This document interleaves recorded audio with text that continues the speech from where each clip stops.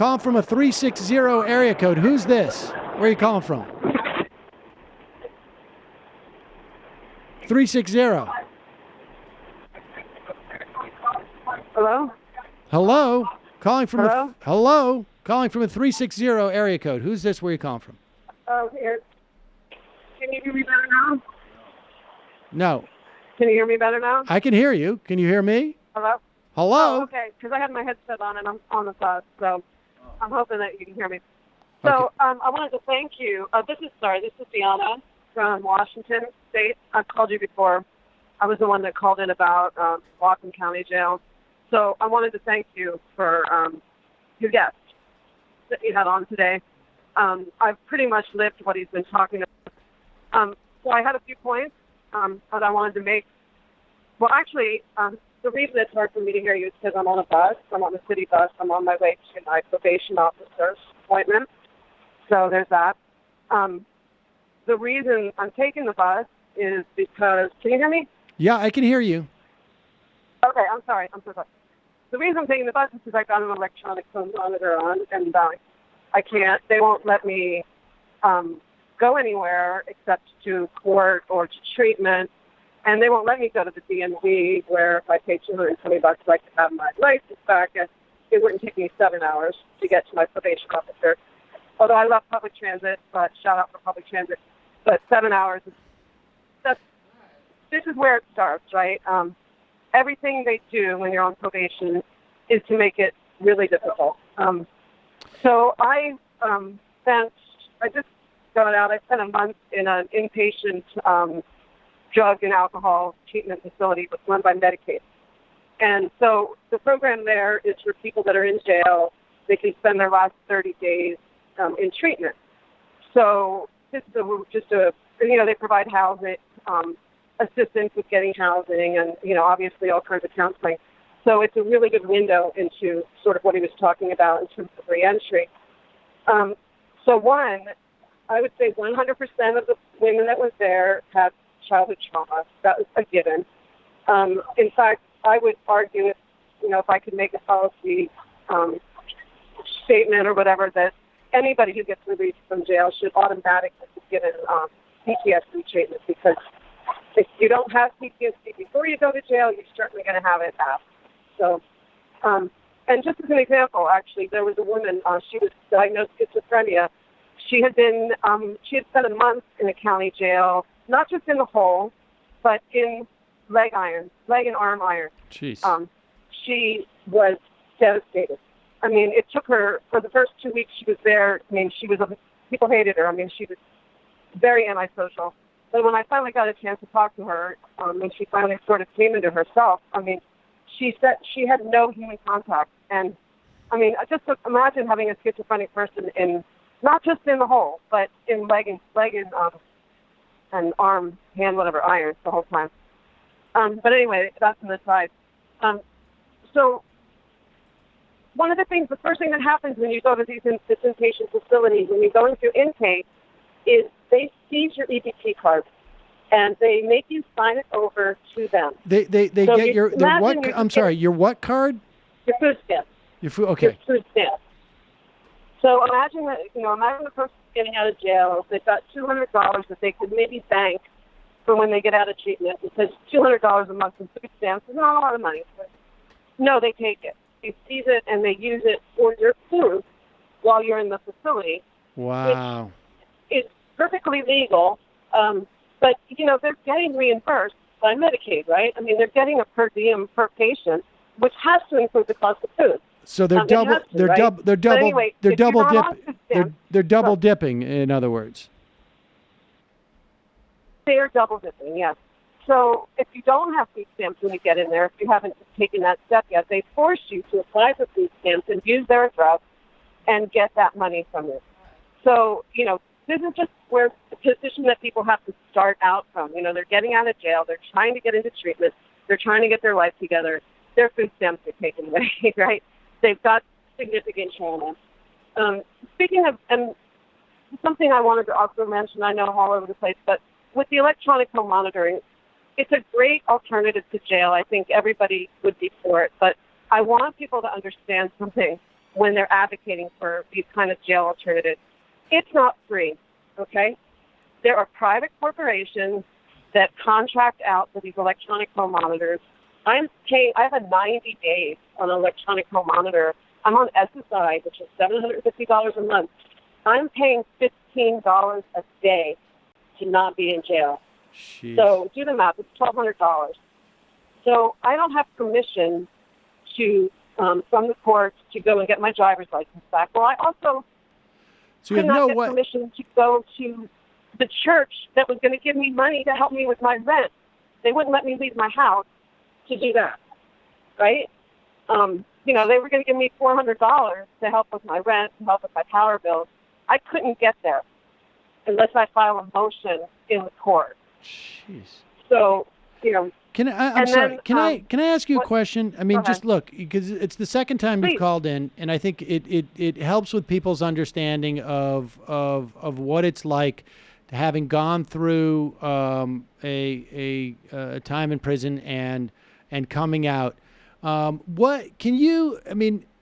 Do you mind telling us why you were arrested and incarcerated so that we can have just an understanding and some type of perception? It was a drug charge. It was a drug charge. And actually I had, I don't know how much time you have, but there were two charges that I was dealing with. The first charge was a DUI, which did not involve alcohol. I actually threw a 0.0. But the cop forced me to open a bag inside my car, which is a Fourth Amendment violation or whatever. But so they found a drug paraphernalia. So because of that, they convicted me of DUI, and then I had a probation violation. So I had a dirty UA.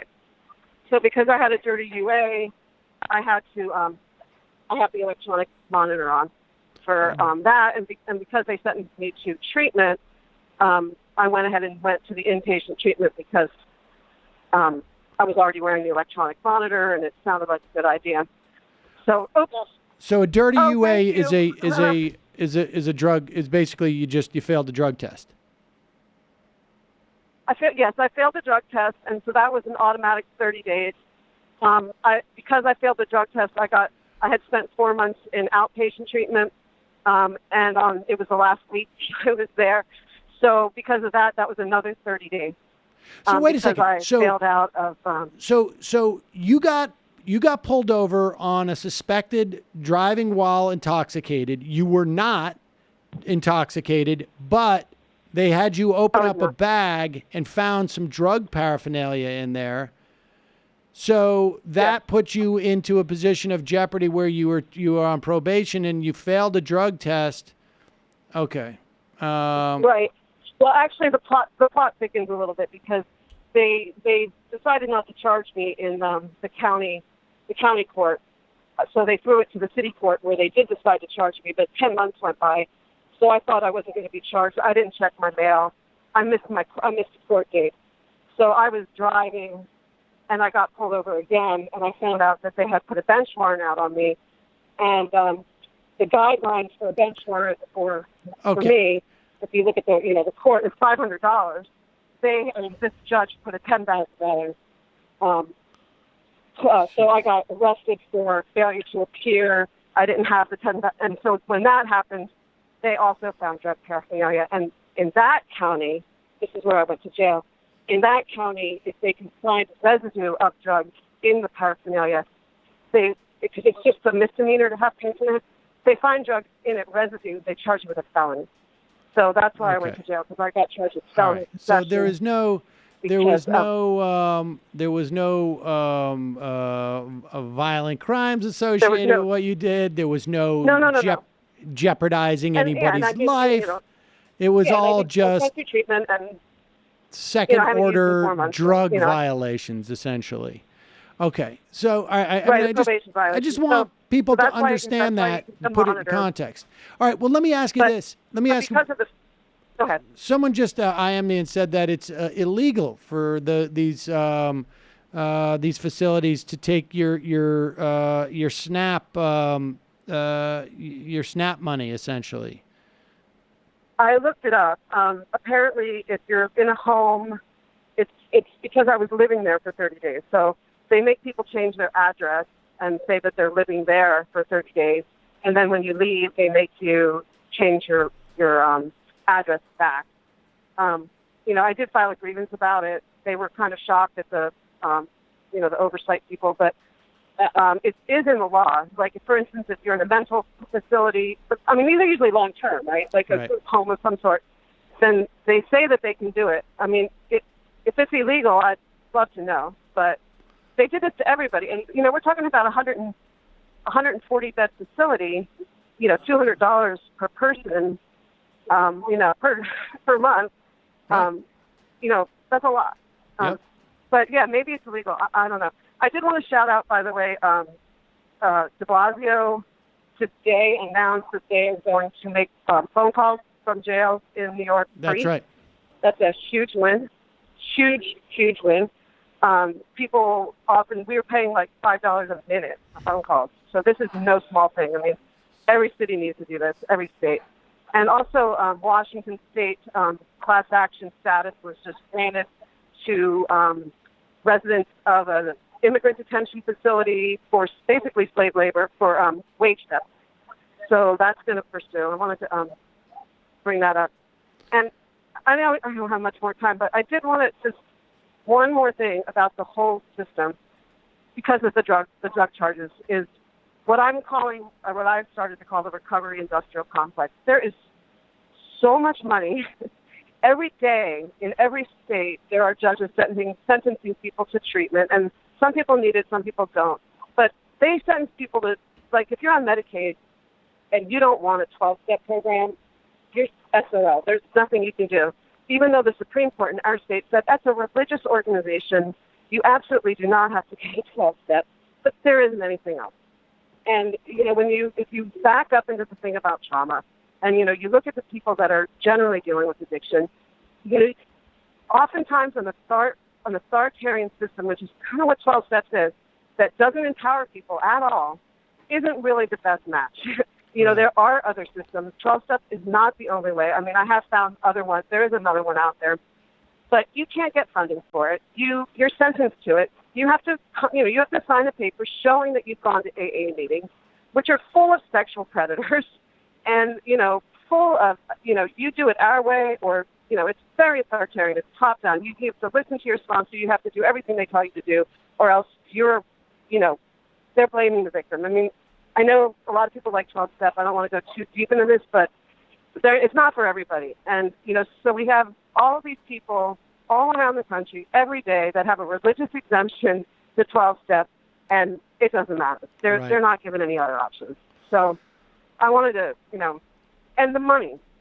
The money from the people who do the UAs to the people who work in the treatment facility. Right. To Everybody's making a buck, and everybody gets a cut. Right.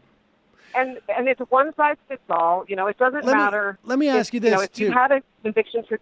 Sure. And I want to hear more. But we are a little bit pressed for time. But also now, do you consider? And you don't have to answer this, but do you consider yourself an addict? Or is this a situation where recreation? I don't. I've definitely used drugs recreationally. I've never been an everyday user. I actually, I work in the sex industry, actually, as a sex worker. And for me, I generally use drugs so that I could basically work longer. But then when I wasn't working, I wasn't using. So I don't know. That's another. I don't know where you want to go. I guess I have a sex addiction, but not a drug addiction. Well, but it doesn't matter. It doesn't matter because if you I understand. go into that first interview, if you've used drugs when you were 12, you have to go to treatment. If you smoke once, you have to go to treatment. Right. I just wanted people to be able to understand that most people, I would imagine, in this audience, can be similarly situated in this situation, and the difference is really just sort of how much cash you have, and yeah, and that's if I wasn't poor, I could have gotten a lawyer who would have thrown a motion to dismiss on the first case, because of the illegal search. But I didn't have that. I mean, everybody I met in jail had a public defender. I mean, public defenders are great, but they don't have a great track record on. Well, listen, it is. I mean, the other thing is drug court.